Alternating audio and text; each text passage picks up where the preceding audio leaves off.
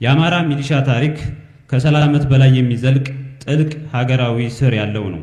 በተለያዩ የታሪክ ዘመናት የሀገር ድንበር ጠባቂ፣ የህዝብ ደህንነት አስከባሪና በችግር ጊዜ የመጀመሪያ ደራሽ ኃይል ሆኖ አገልግሏል። ጀግኖች ሚሊሻዎቻችንና የጸጥታ መዋቅራችን ዛሬ ህዝባችን በሰላም እንዲኖር፣ ህፃናት ትምህርት ቤት እንዲማሩ፣ ገበሬው የልማት ስራውን እንዲሰራ፣ ነጋዴው በንግዱ እንዲተማመን ያደረጋችሁት አስተዋጽኦ ከፍተኛ ነው።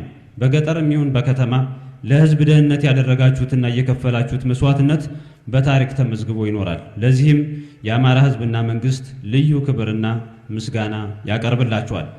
በዚህ ታላቅ መድረክ ላይ ለሀገርና ለህዝብ ሲሉ ውድ ህይወታቸውን ለሰጡ ጀግኖች ሰማዕታት ከፍተኛ ክብርና አክብሮት እንሰጣለን። መስዋዕትነታቸው የሀገራችን ሰላምና መረጋጋት መሰረት ነው። ለቤተሰቦቻቸውና ዛሬም በየግንባሩ ለአካል ጉዳት የተዳረጉ ጀግኖቻችን መደገፍና መካስ የመንግስታችን እና የህዝባችን ዘላቂ የቤት ስራ ነው።